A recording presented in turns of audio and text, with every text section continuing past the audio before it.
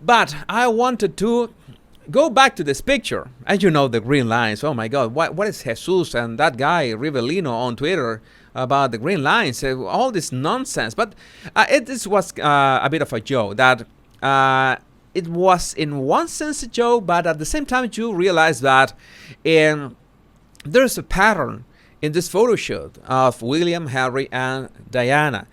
In this case, Harry is trying to look for her, but Diana is pulling a bit away from Harry.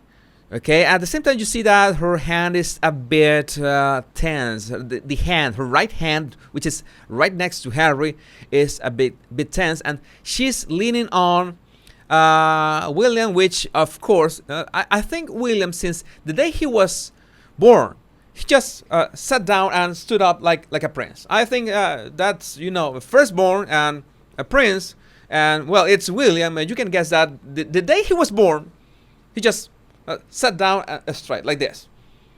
Hey, here's me. Like take a picture as a newborn. Okay, that's what he did. It's like you see that that straight line that is always. Maybe he is supporting himself on Diana, using Diana for support, but he's still straight. You see that from, born to be a king. Let's see other pictures from this. Let's go beyond those green lines and let's see other pictures to see if you can spot the pattern. There's a nice, very, very good composition. Again, this guy knows how to take portraits, how to shoot portraits, and in this case is much more difficult because you have children and you have 3 people at the same time, so this is no easy task. You have to know what you're doing with composition, with lighting, with how to make people project their true personalities to the camera, even if they are children. Okay, because that's what you want. And this is a nice composition. Harry is hugging Diana. That is important to see. Let's see what's going on the next one. And right here, Harry wants to be in Diana's lap. Again, William is much more confident. Maybe could be the difference of age. We don't know, but William looks is sitting straight, but at the same is quite relaxed, and it's really relaxed with the camera. Harry looks a bit more shy. Let's go back. Let's go back to the previous photo. You see Harry's expression is a very shy smile. That's his personality in essence. He's rather shy in essence. And William is much more comfortable. Let's see the previous one. We have a Harry that's openly laughing, looking at Diana. That is nice. But let's go back to this one. Harry is well. Look, you can see that he wanted to be near his mother. He liked that. Also have another picture where Harry. This is a different picture from the one we saw a couple slides back. We also see Harry, which is very comfortable, hugging and embracing Diana. That is not Diana's best, one of Diana's best smiles. I'm not gonna say. You're expecting me to say that is because Harry was hugging her. No, I'm not gonna say that. But please don't be so mean. Don't be so. That's something that the Sussex squad would say of Catherine. That is not like that. Maybe, you know that Diana had her moments. She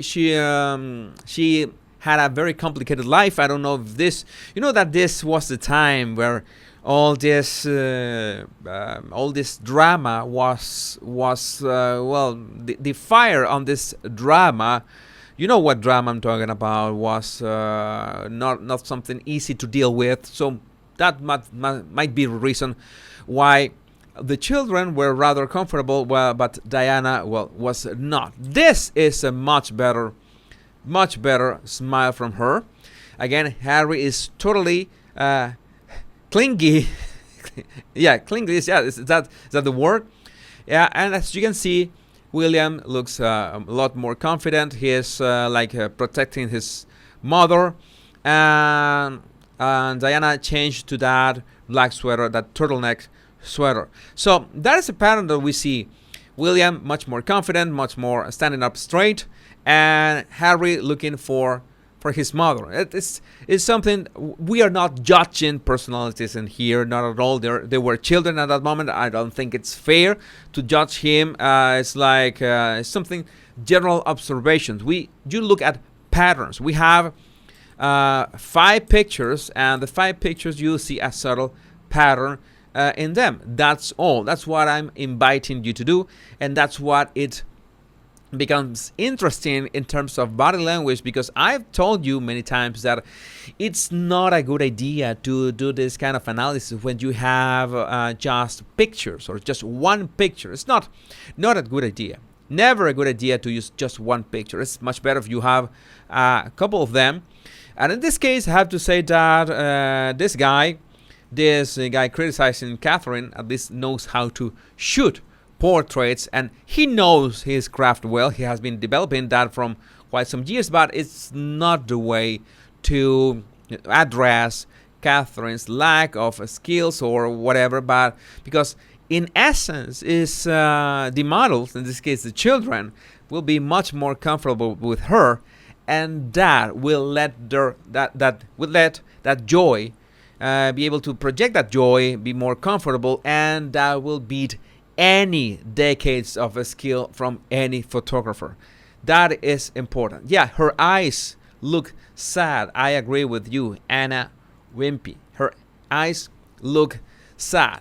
Diana almost always had. I should make a video about her, or at least one section of a video of a live about her smiles. She usually had that sadness on her smile. There's the few moments that I recall Diana smiling genuinely. It's not like she's not happy of being with her children. She's happy of being with her children, but it's like she had this internal turmoil that didn't allow her to display that full smile. She loved her children. There's no question about it. Both of her children, no question about that. But she was fighting that all this drama and this turmoil for years. A very complicated life, so many myths, so many legends about her. But that's what we have now. So in this case, I think that the models should be comfortable with the photographer, and I think so far Catherine has done great work taking pictures of the children. I hope that you share your thoughts about this. What do you think about this? And this fishy photographer claiming that Catherine just should just step aside and handle the camera, the lens, to someone else. So